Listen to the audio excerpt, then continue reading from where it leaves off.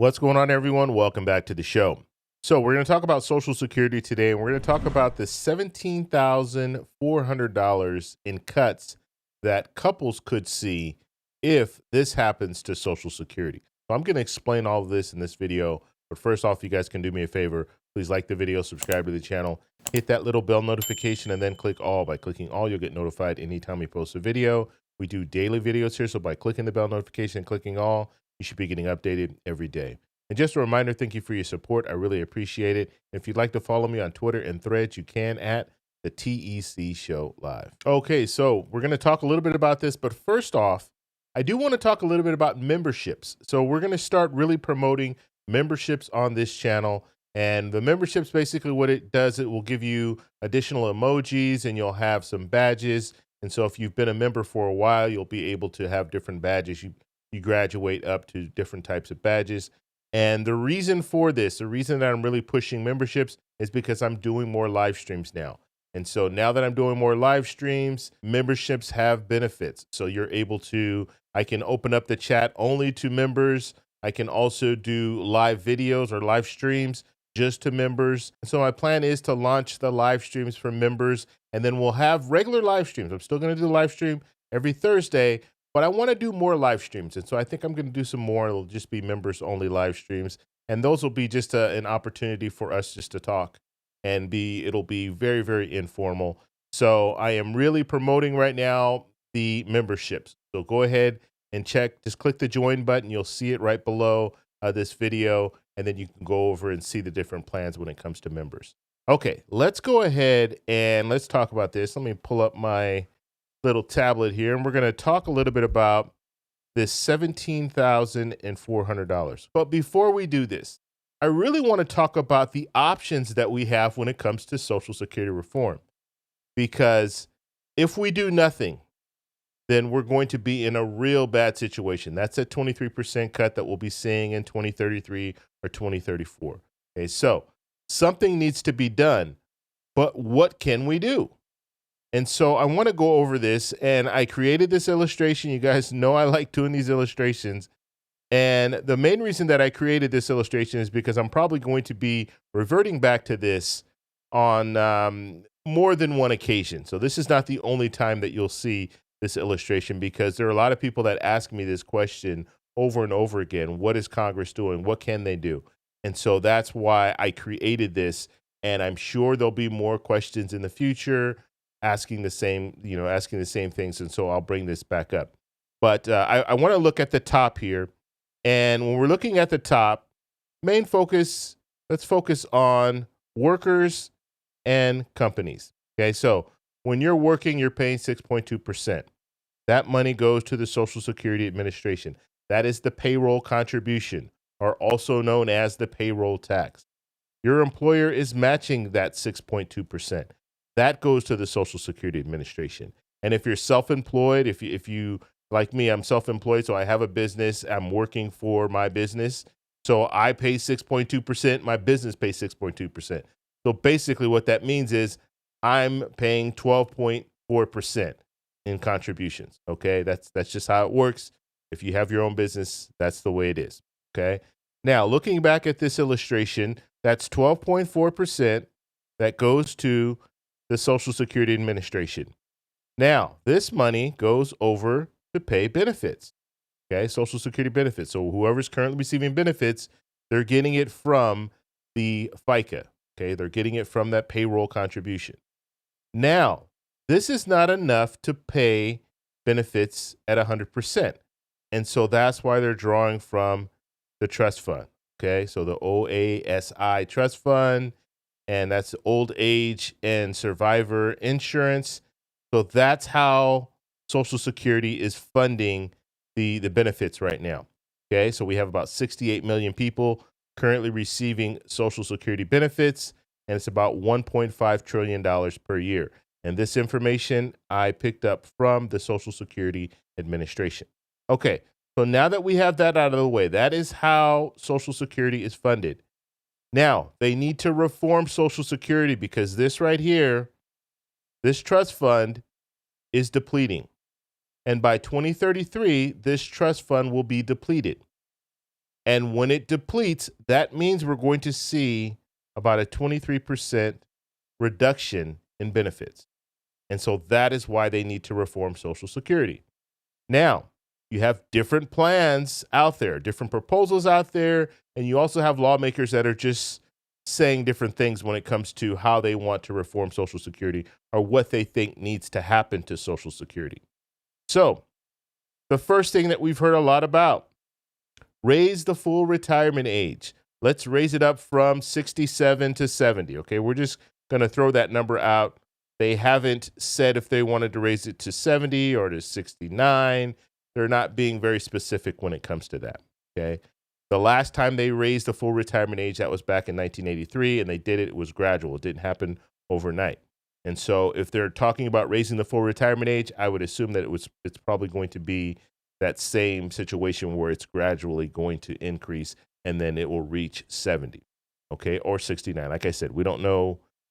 Lawmakers will say we should be thinking about raising the full retirement age, but they're not saying the number. What is that going to be, 69 or 70? For the most part, that is what's being talked about, 69 or 70. So it's going to be around that area.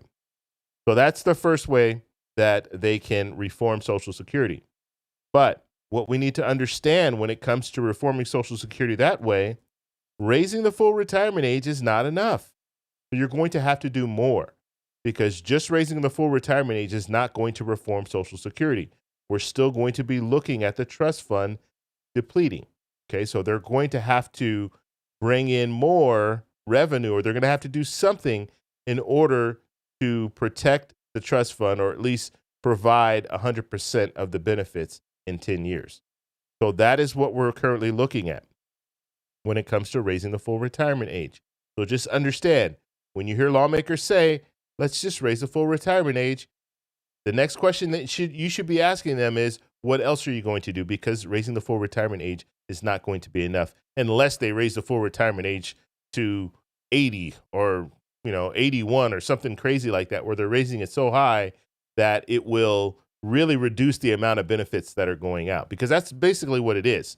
This is a reduction. This is actually a cut to Social Security benefits. For every year that they raise a full retirement age up, that's a 7% cut. So it's less benefits that you'll be able to collect over your lifetime. And that's what they're doing there. So if they do raise the full retirement age up to 80, well, then first off, there are going to be a lot of people that are not going to be able to collect anything. And then you'll have some people that will only be able to collect it for a few years, and that's it. And so that's what they're talking about when it comes to the full retirement age. Okay, so let's move forward.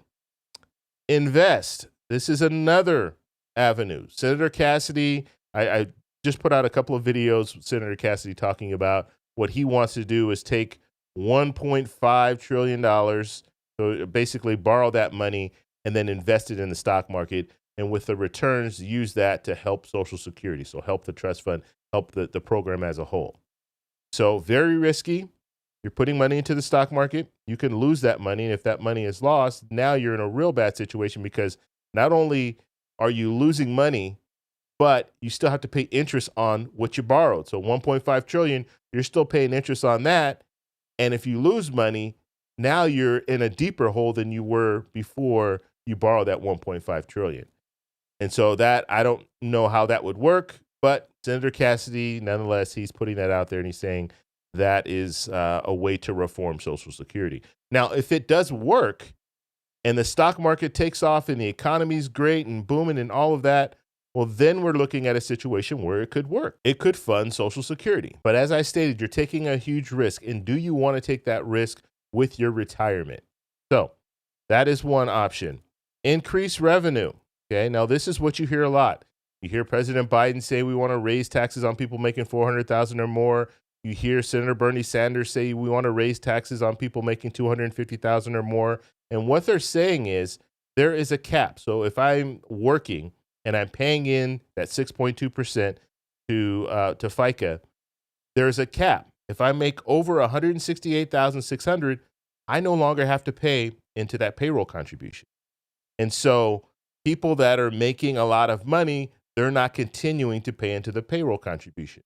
And so what President Biden has stated, what Representative Larson and his Social Security 2100 Act, they're saying the same thing, 400,000 or more, you need to continue paying into that payroll contribution. That way they can collect more revenue, okay? Because that's what it's all about right now. When it comes to Social Security and reforming Social Security, we need to bring in more revenue. Either bring in more revenue or make cuts to Social Security. Those are the two real options here. And all the stuff that we talk about here kind of looks at the different ways that you can do that. But the bottom line is you need to bring in more revenue or you need to make cuts. Okay, so that's one way to bring in more revenue. Raise the cap on people making 400,000 or more, or 250,000 or more, or just raise the cap across the board. So anyone making 168,600, they still have to pay into the payroll tax. So there's no maximum. And so that's one way. The other way is across the board. Everyone who's working, just have an increase to the payroll contribution across the board. Instead of paying that 6.2% that you're paying right now, or that you're contributing right now, it goes up to 7.2% or 8.2%. So you pay the 8.2%, and then your employer matches that 8.2%, and now you have 16.4% going to the Social Security Administration, and that would help a lot when it comes to paying benefits. Okay, so that's another option. Okay, the next option, and this is the do nothing option. Okay, and this is, I mean, realistically, you have a lot of lawmakers that want to do this option, unfortunately. They want to do nothing. They want to say, we're going to protect Social Security. We're not going to make cuts to Social Security. And that's as far as they go. They don't say anything else. And I would say President Biden right now, he hasn't really pushed a proposal.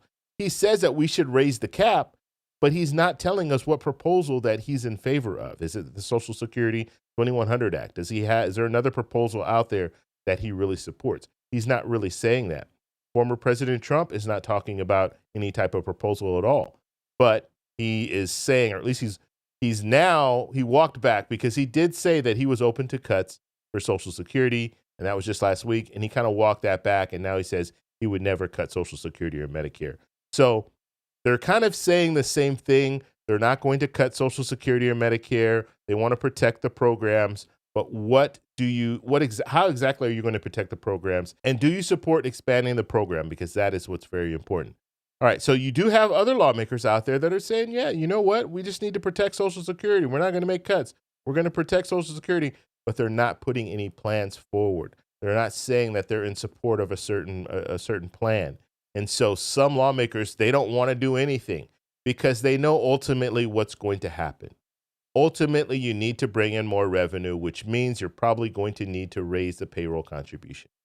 And that's the bottom line. And lawmakers do not want to raise taxes. Okay? Most lawmakers think it's, if they start messing around with raising taxes, then they're going to lose their job. So they don't want to address this at all. And some of them want to just wait it out and hope that either they're not in office in 9 or 10 years, or if they are in office, then they can address it at the 11th hour, like they like to do with a lot of the different things that need to get done. They wait until the deadline before they start moving forward. Okay, so the next option here, to increase the workforce. Okay, now this is something that I've heard before, and I've talked about it before on this channel, but we need to reform immigration. We already know that. There have been a lot of talks of we need to do something about immigration. We need to seal up our border. We need to do all these different things that people are talking about. But one of the things we need to do is immigration reform.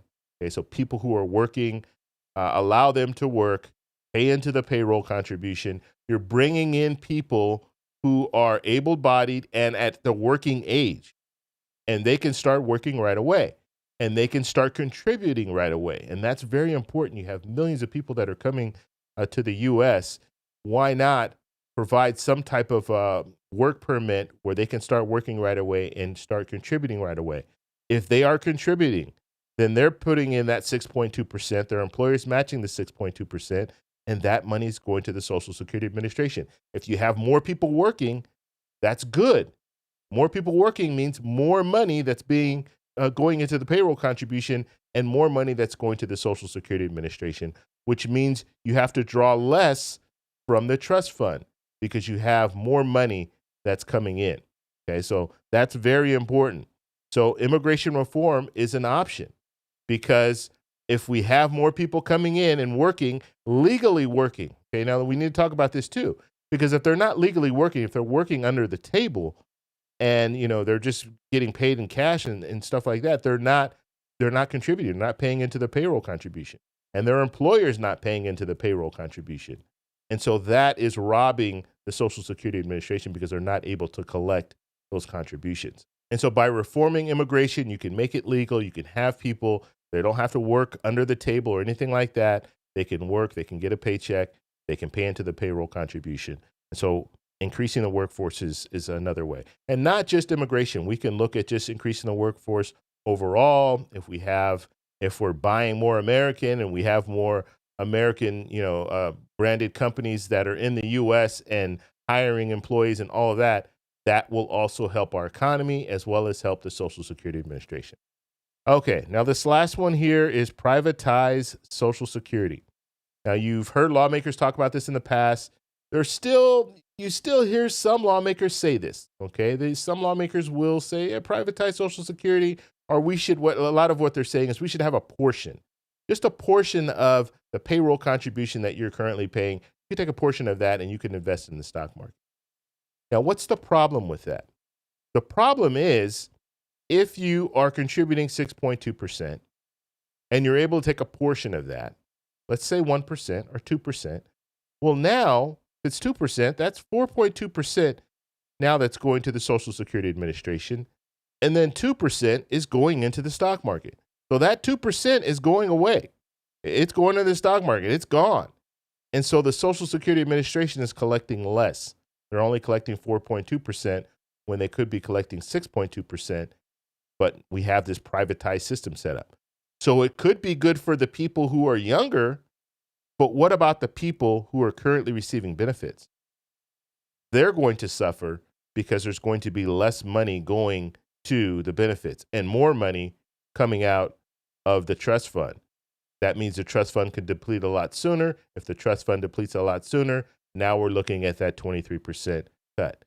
And so by privatizing Social Security, you're actually expediting the issue when it comes to the trust fund. Okay, so we've looked at all the different ways that they can reform Social Security. Now I want to take a look at this $17,400 that couples on average would be losing if Congress does nothing, okay? And that's what Congress has been doing, okay? So understand this. All the different things that I talked about here, you have lawmakers talking about raising the full retirement age, raising the cap. You hear them talking about all this different stuff. But one thing that they're doing is nothing. They're not doing anything. They're not moving these proposals forward. And so this is very possible in 2033 or 2034. 23% cut, $17,400 for the average couple. And that's what would be lost in this whole situation. And so that's why it's very important. And just think about this.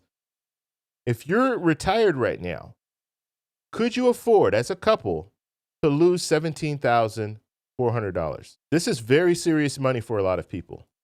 This is a matter of living above the poverty line or below the poverty line. We're talking $17,000 that you would lose if Congress does nothing. And right now, they're doing nothing. That's why it's imperative that you get out, you talk to your representative, you talk to the senators in your state, and you let them know, look, something needs to be done to reform Social Security. And when they start talking about, oh, we can raise the full retirement age, you tell them, look, raising the full retirement age is a cut to Social Security. And looking back, let's just look back at this illustration. I just want to show you this too, because this is something else that you'll hear lawmakers say. They'll say, well, if we're doing nothing, there's going to be an automatic cut in 9 years. An automatic cut of 23%. That's $17,400 that I was talking about, right? For the average couple. But what some lawmakers are saying is, well, in order to avoid that, we need to raise the full retirement age. Well, guess what? If they raise the full retirement age 3 years, that's a 21% cut. And so let's just say they, decide we're going to move forward with this reform, and part of the reform is going to be raising the full retirement age to 70. So they do that. They end up getting it passed in 2025. They get it passed in 2025, that's where this 21% cut will start, will start to happen, right? I mean, it's not going to be immediate because I'm sure they're going to graduate this full retirement age. So eventually you're going to get to that 21% cut. So I don't know how many years it would take, but let's just say it takes those 9 years, you're going to see that 21% cut. You might see, or you will see, hopefully the trust fund will be extended out maybe 3 to 5 more years. It's not going to be long, and they're still going to have to address the fact that the trust fund is running out of money, but you'll be able to extend it a little bit longer. So now you're going to have a 21% cut, and they're still going to have to do something about reforming Social Security because it won't be enough. And so they're going to have to either increase revenue or all these other options that I have out here. They're going to have to do some of that stuff in order to reform Social Security. And so you could take a 21% cut and then on top of that still see another 23% cut, which would be really detrimental. But you could see another cut because Social Security hasn't completely been reformed. And so that's why it's also important to know if you have politicians saying, well, yeah, we could just do this, we could just do that. You need to know what will fix the problem and what will just help the problem, okay? Fixing the problem would be bringing in more revenue. That's going to fix the problem, okay, for long term. So when I say bring in more revenue, like I said, raise the cap or just the payroll contribution across the board, everybody pays a percentage higher. That will fix the problem. All of the other stuff that I talked about realistically is not going to fix the problem. It will help the problem, okay? Temporarily help the problem, but you're still ultimately going to need to bring in more revenue in order to fix the problem. So if you guys have any questions, let me know down below. If you like this video, please give me a thumbs up. Please subscribe for more, and I'll talk to you in the next one. Bye.